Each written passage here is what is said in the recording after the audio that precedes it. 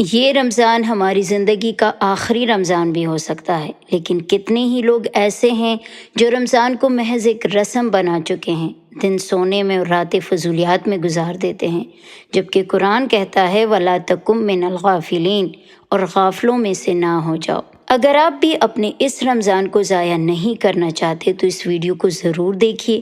انشاءاللہ اس سے آپ کو ایسی موٹیویشن ملے گی کہ آپ کو رمضان میں عبادت کرنا اور گناہوں سے بچنا آسان ہوگا۔ رمضان کے حوالے سے احادیث اور آیات سنیے اور اپنے دل کو جھنجھوڑیں، کہیں ایسا نہ ہو کہ رمضان آئے اور چلا جائے اور ہم صرف کھوکھلے ارادوں کے ساتھ کھڑے رہ جائیں۔ رمضان نہایت قیمتی مہینہ ہے اور ہم میں سے کتنے ہی ایسے بھی ہوں گے جن کا یہ آخری رمضان بھی ہو سکتا ہے، اسی لیے اس رمضان کی قدر کیجیے۔ سورہ بقرہ میں اللہ تعالیٰ فرماتا ہے اے ایمان والو، تم پر روزے فرض کر دیے گئے ہیں جس طرح تم سے پہلی امتوں پر فرض تھے تاکہ تم پرہیزگار بنو۔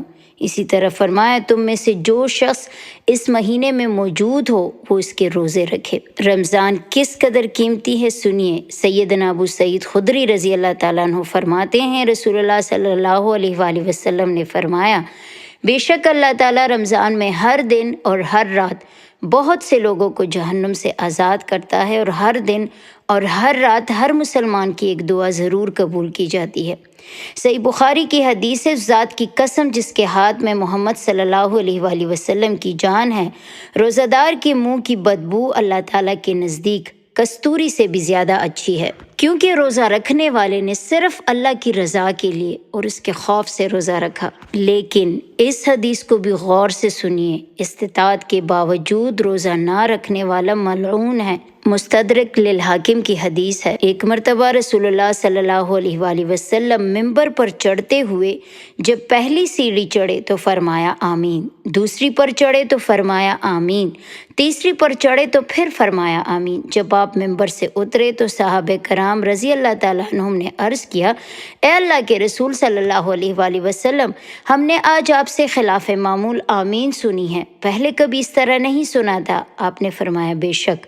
جب میں پہلی سیڑھی چڑھا تو حضرت جبرائیل علیہ السلام میرے پاس آ کر بد دعا کرنے لگے، وہ شخص رحمت الہی سے دور ہو جائے جو رمضان کا مہینہ پالے پھر اس کی بخشش نہ ہو، یعنی رمضان المبارک کا مہینہ پا کر بھی اپنی عبادت اور اللہ سے استغفار پر خود کو بخشوا نہ سکے۔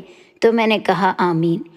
جب میں دوسری سیڑھی پر چڑھا تو جبرائیل امین علیہ السلام نے کہا وہ شخص رحمت الہی سے دور ہو جس کے پاس آپ کا ذکر کیا جائے اور وہ آپ پر درود نہ بھیجے۔ میں نے کہا آمین۔ اور جب تیسری سیڑھی پر چڑھا تو جبرائیل امین نے پھر بد دعا کی کہ وہ شخص بھی رحمت الہی سے دور ہو، یعنی لعنت کا مستحق ہو، جس کے سامنے اس کے ماں اور باپ یا دونوں میں سے کوئی ایک بڑھاپے کی عمر کو پہنچے اور وہ ان کے ساتھ حسن سلوک اور خدمت کر کے خود کو جنت میں داخل نہ کروا سکے۔ اب دیکھیے کس قدر سخت بات ہے، جبرائیل امین علیہ السلام کی بد دعا اور نبی علیہ السلام کا آمین کہنا۔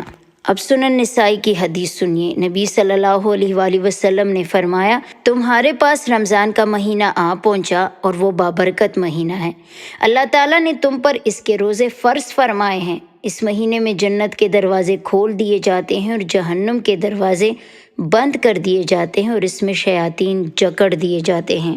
صحیح مسلم کی حدیث ہے، 5 نمازیں اور ایک جمعہ دوسرے جمعے تک اور ایک رمضان دوسرے رمضان تک گناہوں کو مٹا دینے والے ہیں اگر کبیرہ گناہوں سے بچا جائے۔ رمضان میں روزہ رکھنے والوں کے لیے مزید خوشخبریاں سنیے۔ صحیح بخاری کی حدیث ہے، بے شک جنت میں ایک دروازہ ہے جسے الریان کہا جاتا ہے، اس سے قیامت کے دن صرف روزے دار ہی داخل ہوں گے اور ان کے علاوہ کوئی اور اس سے داخل نہیں ہوگا۔ کتنی بڑی خوشخبری کی بات ہے، لیکن ساتھ ہی ساتھ بہت بڑی بد نصیبی بھی ہے ان لوگوں کے لیے جو رمضان کو پالے لیکن نہ رمضان کے روزے رکھ سکے، نہ رمضان میں اپنے گناہوں کو بخشوا سکے۔ نبی علیہ السلام کی احادیث کے مطابق رمضان پا کر اس میں مغفرت نہ پانے والا نہایت ہی بد نصیب ہے۔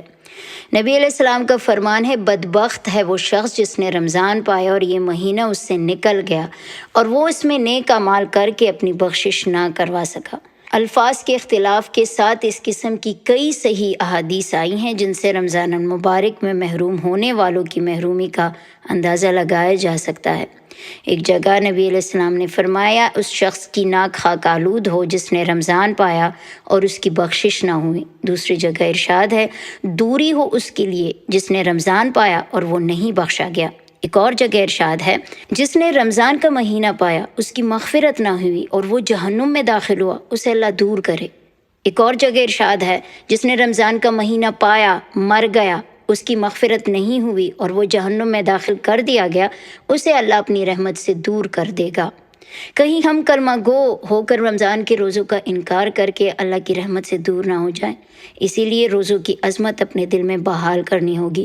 گناہوں کی مغفرت کے لیے نماز، روزہ، صدقہ، خیرات، اللہ تعالیٰ کا ذکر کرنا، قیام و سجود کرنا اور نیک اعمال کرنا، رب کو راضی کرنا ہوگا۔ اس میں کوئی شک نہیں کہ بنی آدم گناہگار ہے، انسان سے گناہ ہوتا ہے، لیکن ہمیں رب کی رحمت و مغفرت سے کبھی بھی مایوس نہیں ہونا چاہیے۔